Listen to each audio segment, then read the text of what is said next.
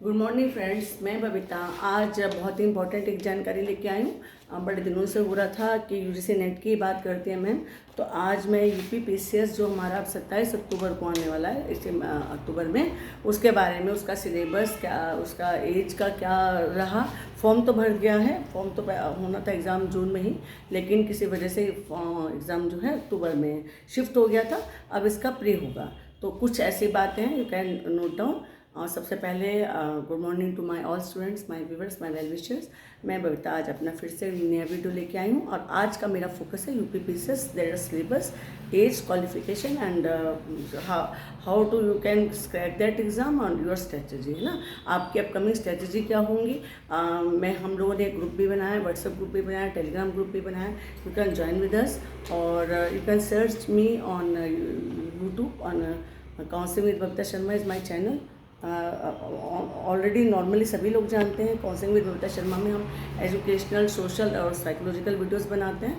आप मुझे वहाँ से कनेक्ट कर सकते हैं, आप मुझे वहाँ से सर्च कर सकते हैं। व्हाट्सएप ग्रुप बनाया है हमने यूपी पीसीएस का, और हमने साथ में एक टेलीग्राम चैनल भी है। आप UGC net history by Babita करके भी ढूंढ सकते हैं और यूपी पीसीएस बाय बबीता भी ढूंढ सकते हैं। ओके, अब हम कम टू द पॉइंट। बहुत बातें हो गई, अब जरा काम पर आ जाएं।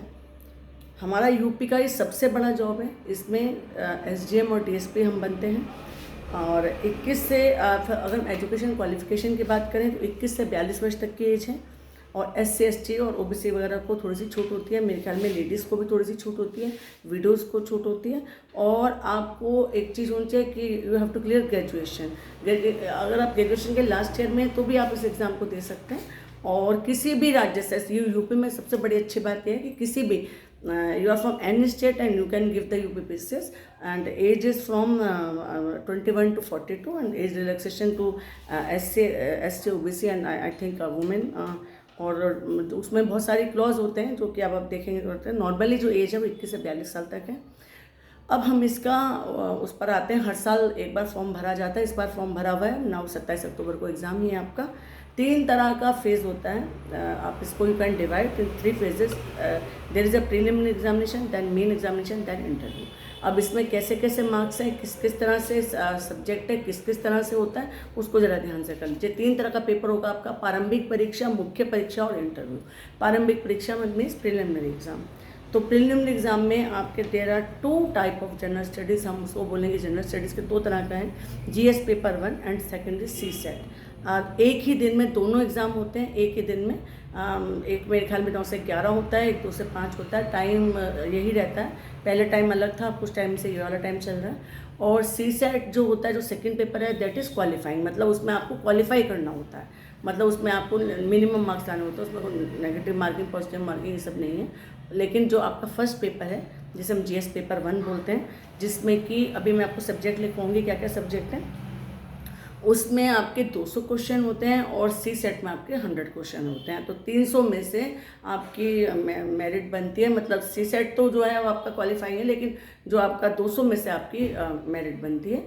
और अगर 200 में से आपके 100 आ जाते हैं तो you can clear that preliminary exam. Same day में होता है, 2-2 घंटे का होता है। और एमसीक्यू आते हैं। सबसे बड़ी बात है कि इट्स ऑब्जेक्टिव एमसीक्यू आते हैं। अब इसमें सब्जेक्ट कौन सा है? सब्जेक्ट इंक्लूडेड फर्स्ट है हिस्ट्री। हिस्ट्री में आप you can divide history into 3 parts, जो कि हम हमेशा बताते हैं, एशियन, मेडिवल एंड मॉडर्न। और वर्ल्ड हिस्ट्री इसमें इतनी नहीं आती है, वर्ल्ड हिस्ट्री।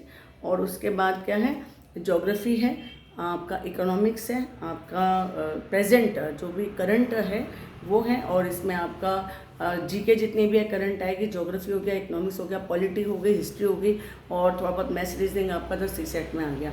और before independence, independence, modern India, इसको बहुत अच्छे से करना है।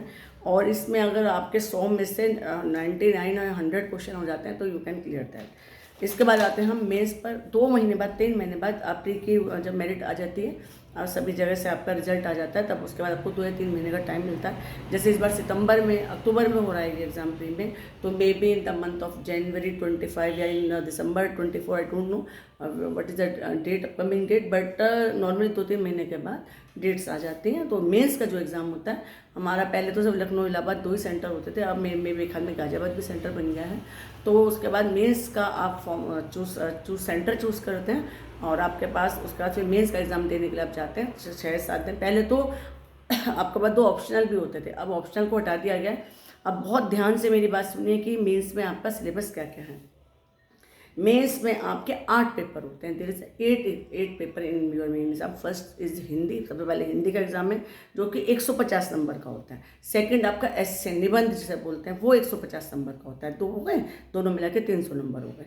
ये डिस्क्रिप्टिव होगा। निबंध आपका करंट इश्यूज में से कैसा भी हो सकता है, देश की सामाजिक आर्थिक स्थिति पर, किसी भी चीज़ पर, विदेश नीति पर, मतलब उसका अलग से किसी दिन बता देंगे। करंट टॉपिक्स होते हैं, सामयिक विषय होते हैं।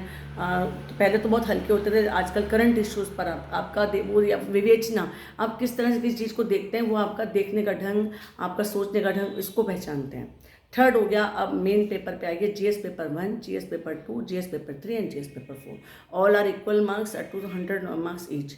ठीक है, GS paper 1, GS paper 2, GS paper 3 and GS paper 4। And जो फर्स्ट जीएस पेपर 1 है उसमें आ गई आपकी हिस्ट्री, ज्योग्राफी, एथिक्स, सोसाइटी, समाज से संबंधित जितना भी आपका सोशल है ना, वो सब आ गया फर्स्ट पेपर में। सेकंड पेपर में जो जीएस 2 है उसमें आपकी पॉलिटी आ गई, उसमें आपका करंट इश्यूज आ गया, पॉलिटी आ गई, इकोनॉमिक्स आ गई, वो आपके सेकंड वाले पेपर में आ जाती है। थर्ड में इकोनॉमिक्स और साइंस।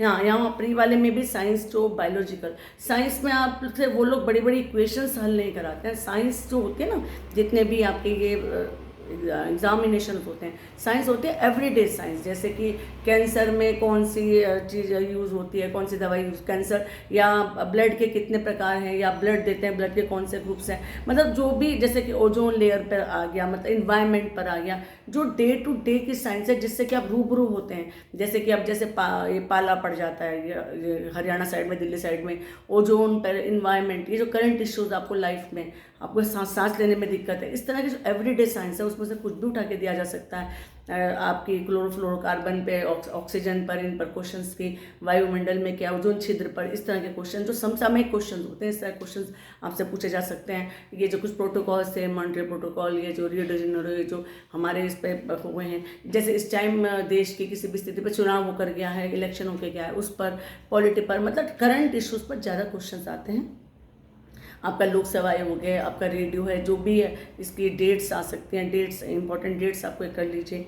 आपसे वो एक ऐसे व्यक्ति की तलाश में, एक ऐसे ऑफिसर की तलाश में रहते हैं जो कि जागरूक हो, जिसको ये मालूम हो कि हम भारत में हमारी जो समस्याएं, हमारी जो करंट है, हमारी जो प्रादेशिक स्थिति है, उसमें हम कहाँ तक अपने को पाते हैं।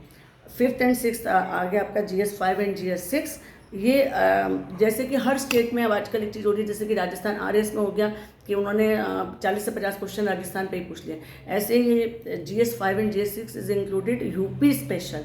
जैसे कि हमारे यूपी में सबसे ज़्यादा गन्ना है, हमारे यहाँ चीनी है, चीनी की मिलें हैं, हमारे यहाँ सीमेंट कहाँ है, जैसे मिर्ज़ापुर क्यों फेमस है, भदोही क्यों फेमस है, हमारे यहाँ की लोक कलाएँ, हमारे यहाँ का कौन से, हमारे यहाँ के गीत हैं, हमारे यहाँ कौन सी फसलें हैं, हमारे यहाँ रेशोज़ कौन सा है, कौन सी हमारे यहाँ सबसे ज़्यादा साक्षर सिटी है, कानपुर में क्या होता है, नोएडा में क्या है ना। इस तरह से मतलब कि सहारनपुर क्यों प्रसिद्ध है, मेरठ क्यों प्रसिद्ध है, 1857 की क्रांति को जोड़ के क्वेश्चन पूछा जा सकते हैं, है ना। तो जो भी जहाँ की, वाराणसी जैसे बनारस है, बनारस में सारनाथ की मूर्ति मिलती है शुभ की, इस तरह से मतलब पिपरहिवा क्यों प्रसिद्ध है, जैसे कि बुद्ध और जैनिज्म का जहाँ से हमारा थोड़ा बहुत सारनाथ से अर्थ, गोरखपुर में जैसे कुछ चीज़ें हैं, तो ये सब चीज़ें आपकी आ सकती हैं ना। और हिस्ट्री को भी इस तरह से रिलेटेड यूपी में देखिए कि यूपी में सबसे पहले हिस्ट्री में क्या चीज़ मिली है, जैसे कि सिंधु घाटी की सभ्यता, आलमगीरपुर या हस्तिनापुर जो है, ये जो वैदिक पीरियड है, ये सब हमारे यूपी में आता है। तो इस तरह से रिलेटेड होके पढ़िए, मतलब आपको you have to focus on these topics also कि हिस्ट्री में, यूपी में हिस्ट्री में कौन सी चीज़ें प्रसिद्ध हैं, जैसे कि हमारे मेरठ की जगह कौन सी प्रसिद्ध है। तो इस तरह से आपको क्वेश्चंस को करना है, थोड़ा सा डीप स्टडी करनी है।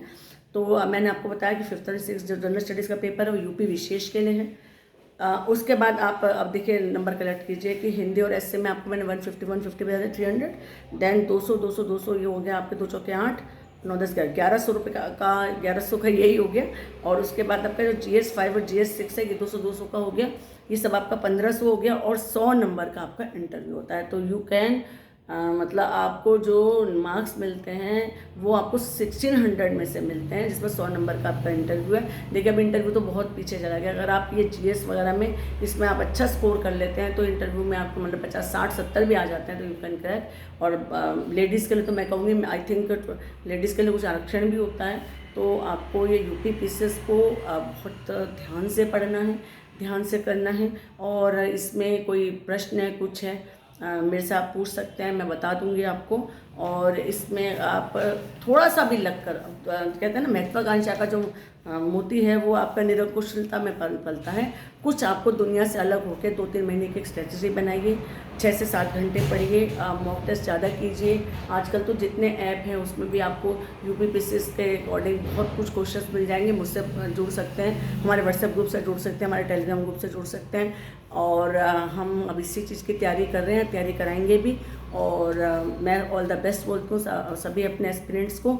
और ये कहती हूँ कि अगर आपके पास कोई मौका है तो उसे जाने मत दीजिए। सपना देखिए तो सही, और देखिए जब आपके हाथ में you have the power of pen, तो आप देखना कि उस पेन की ताकत से आप एक दिन एसडीएम, एक दिन आप क्या बोलते हैं, डीएसपी बनते हैं। मैं लेडीज़ के लिए कहूँगी, जैसे जिस तरह का आजकल अराजकता का माहौल है, बेटों को हम कहीं भेजते में डरते हैं, बेटों के लिए हम करते हैं, उनके लिए बहुत सुनहरा अवसर होता है किसी भी प्रतियोगी परीक्षा में से किसी भी शासन में जाना। तो लड़कियों के लिए मैं कहूँगी कि बिल्कुल मेरे से जुड़ें, और बिल्कुल इसमें मेरा कोई स्वार्थ नहीं है। मैं सिर्फ ये चाहती हूँ कि समाज की एक नागरिक हूँ, काउंसलर हूँ, पढ़ाती हूँ कि मैं कितनी सेवा कर सकूँ, लोगों को कैसे जागरूक कर सकूँ, यही मेरा उद्देश्य है। आज मैं यूपीपीसीएस की जानकारी लेकर आई थी, और इसके जो क्वेश्चंस हैं वो आप, बहुत सारे ऐप हैं, मैं नाम तो नहीं ले सकती, प्रमोशन हो जाएगा, लेकिन आप सर्च कीजिए, आपको बहुत सारे ऐप मिल जाएंगे। और टीचर्स बड़ी मेहनत करते हैं, उनके साथ जुड़िए। मैंने अपना यूजीसी नेट भी ऐसे ही किसी ऐप के साथ ऐसे किसी उनका निकाला था, मैं उनके बड़ी धन्यवाद हूँ और आभारी हूँ। तो मैं इसीलिए सबको ये कहती हूँ कि अगर आप किसी ऐप से जुड़ भी जाते हैं तो आपको एक साइंटिफिक तरीके से स्टडी का पता चल जाता है कैसे पढ़ना है। ओके, आज मैं अपनी वाणी पे ही मिलाती हूँ। नमस्कार, हैव अ गुड डे, नमस्कार, बाय।